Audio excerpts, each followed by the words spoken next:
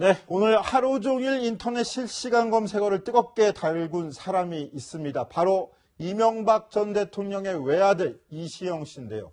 먼저 2012년 대곡동 사저 부지 매입 의혹과 관련돼 피의자 신분으로 특검 조사를 받으러 나오던 이시영 씨 모습부터 보고 보시겠습니다. 현직 대통령의 자녀로선 첫 특검 조사신데요. 국민께 죄송하다는 생각 드십니까? 확실히 답변드리고 나왔습니다. 소명은 충분히 하셨습니까? 네, 제가 할 수 있는 최대한 설명을 했습니다. 검찰 서면 진술서와 동일한 진술 유지하셨습니까? 일부 조금 오류가 있었던 부분도 있는데 최대한 진술했습니다. 이 사건으로 특검 조사까지 받게 되셨는데요. 억울하신 점은 없습니까? 억울하다고 생각은 하다. 자, 지난 2012년 당시 모습인데 저거는 내곡동 사저 문제였습니다. 그런데 이번엔 마약 관련 문제라고 합니다. 김무성 의원의 사위와 같이 마약 사건에 연루됐었는데 수사선상에서 제외됐다. 이런 의혹이 제기된 건데요. 강병규 기자 정리해 주시죠. 예, 정리해드리면 우선 김무성 의원의 그 둘째 사위의 마약 투약 혐의 그리고 수사를 받았던 사실이 좀 공개가 됐었었는데 그때 우선 모 언론 보도에서 추가적으로 나온 게 이 이명박 전 대통령의 둘째 아들이 같이 이제 마약 투약을 했었지만 수사선상에선 제외됐다 이런 내용입니다.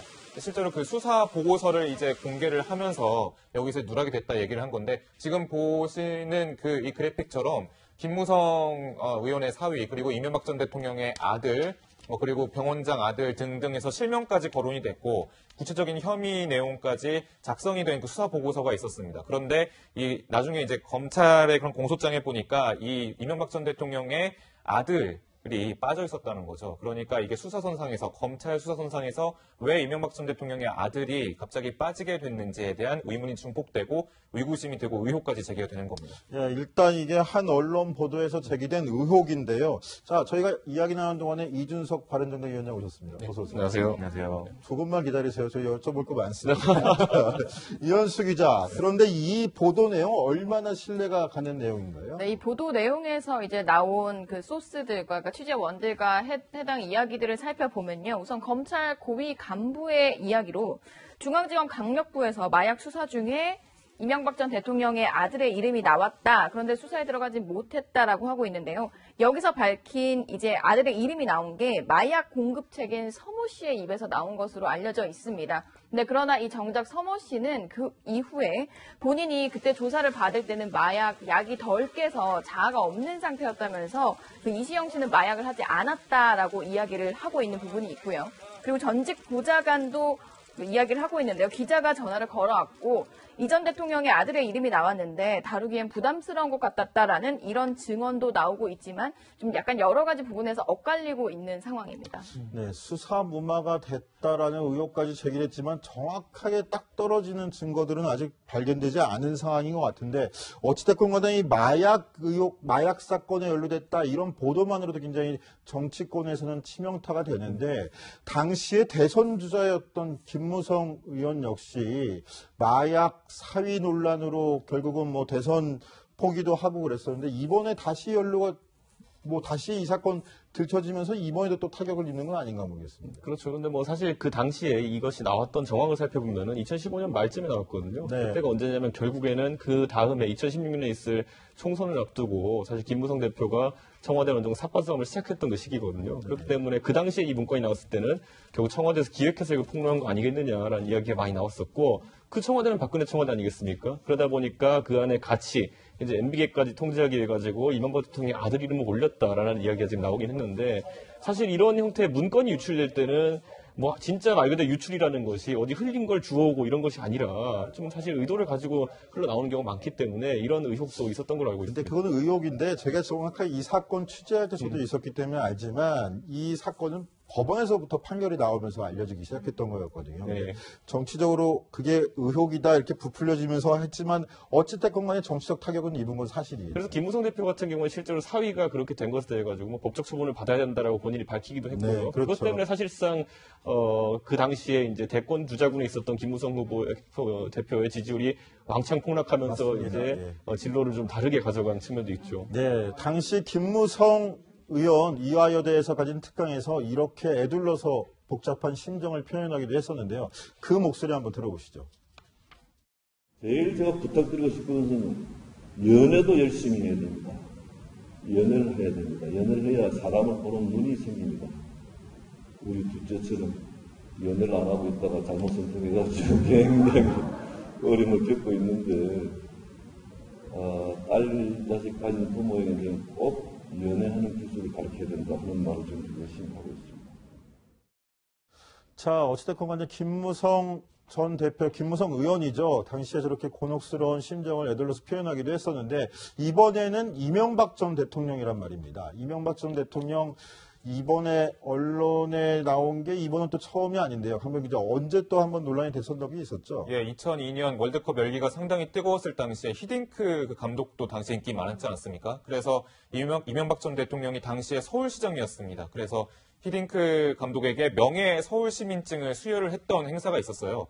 그런데 당시에 그 옆에 히딩크 감독과 함께 사진 찍는 사람이 바로 이 이명박 전 대통령의 아들 이시영 씨였습니다. 근데 이제 그때 당시에 옷차림이 또 화제가 됐었는데 보면은 맨체스터 유나이티드라는 축구단의 그런 유니폼 상의에는 하의는 반바지 그리고 슬리퍼를 좀 신었었어요. 근데 이 슬리퍼가 또 뭐 50만 원짜리 슬리퍼다라는 게 또 알려지면서 언론에 계속 회자되고 그랬던 적이 있었거든요.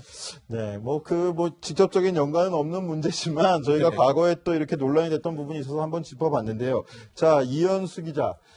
이명박 전 대통령이나 이시영 입장에서는 이거 굉장히 곤혹스러운 보도일 것 같은데 의혹이긴 하지만 어떻게 반응이 좀 나왔습니까? 네, 오늘 내부적으로 회의를 하고 나서 공개적인 입장문을 내놨습니다. 특히 좀 강경하게 대응하겠다라는 뜻을 밝혔는데요. 필요하면 DNA 검사까지 받겠다라고 이야기를 했고요. 이게 이시영 씨의 직접적인 말이라는 거죠? 네, 그리고 실제로 어제 그 보도되는 것과 관련해서 사전 취재에서 본인은 분명히 밝혔는데 사실이 아니라고 밝혔는데 사실상 거의 연루가 된 것처럼 악의적으로 보도를 한 데 대해서 민형사상 강력한 법적 대응을 다 하겠다.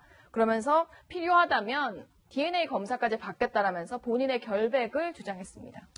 자, 그런데 어찌됐든 이명박 전 대통령과 아들의 마약 사건 연루설이 다시 보도된 시점도 굉장히 좀 예민한 시점입니다. 특히 청와대에서 지금 과거 정부 문건들이 나오고 있다, 발견되고 있다 이런 보도들이 나오고 있고요. 벌써 9년이나 지났는데도 이명박 전 대통령 정부에서 썼던 롯데월드 관련 문건도 나왔다라는 보도들이 나오고 있는 시점에서 이게 또 정치보복 아니냐 이런 해석이 정치권에서 나오고 있는 것 같아요. 예, 그렇습니다. 우선 청와대 관계자가 이렇게 얘기했는데요. 보면 이명박 정부 때 작성된 문건이 우리가 찾은 청와대 문건에 포함이 돼 있었다. 그런데 롯데월드타워와 STX 관련 문건 등이 있었는데 상당히 눈길이 가는 내용이었다 이런 겁니다. 근데 이제 롯데월드타워는 아무래도 2008년도 당시에 대통령 그 당시에 투자 활성화 차원에서 원래는 짓지 못하게 했던 그 롯데월드타워 지금 현재 그 세계 5번째 높은 빌딩이라고 하죠. 그것을 건설하도록 허가를 내줬던 그런 부분과 그리고 STX 관련 문건이면 정옥근 전 해군참모총장의 그 방산비리 관련된 그런 문건으로 사람들이 이제 분석이 계속 나오고 있어서 이게 적폐청산을 가장 1호 사업이라고 했던 문재인 대통령이 이제 이명박 전 대통령 당시에 그런 적폐들도 청산하려는 움직임이 나올 것 같다라는 분석이 나오고 있는데 그래서 사실 며칠 전에 홍준표 대표가 이명박 전 대통령을 좀 만났기도 했었고요. 그 전에 이제 대선 레이스 도중에 홍준표 대표가 이명박 전 대통령을 만났었고 그랬었는데 그때 당시의 발언이 상당히 다시 화제가 되고 있습니다. 다시 한번 만나보시죠.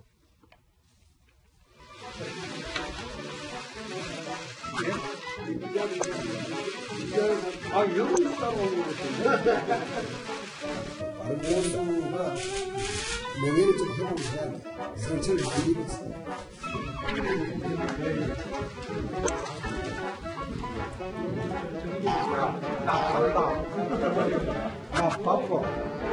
대통령께서도